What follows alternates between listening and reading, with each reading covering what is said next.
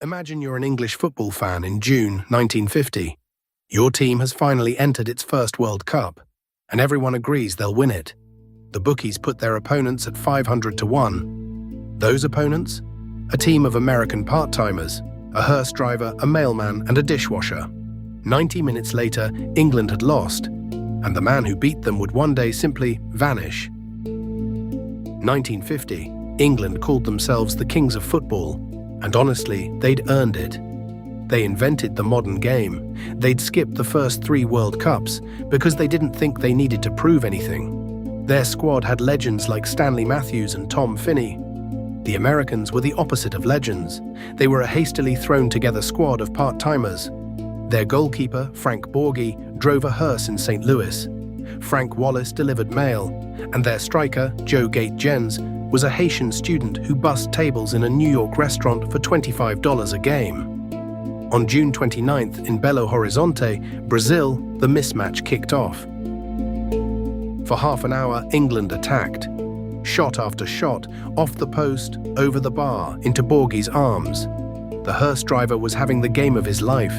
Then, in the 38th minute, midfielder Walter Barr threw a hopeful cross into the box.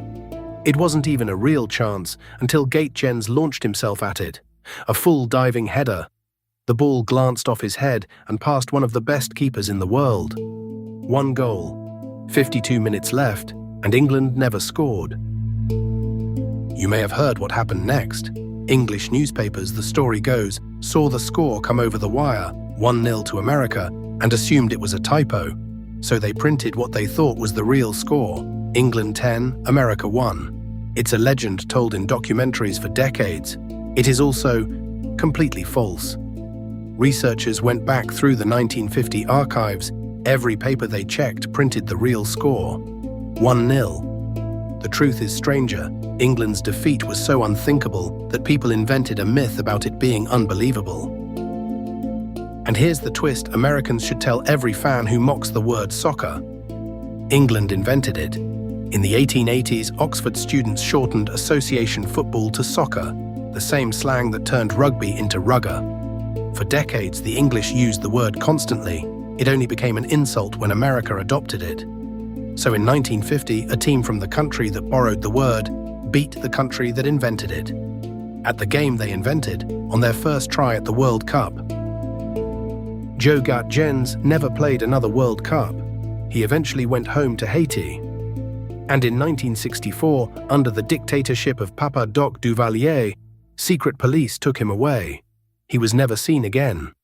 The man who scored the most shocking goal in World Cup history has no grave, just a legend. Today, July 4th, 2026, the World Cup is back on American soil for the country's 250th birthday, and England is in the bracket. 76 years ago, 11 part-timers proved the impossible already happened once. If you want the stories history forgot, subscribe, because the next one is even harder to believe.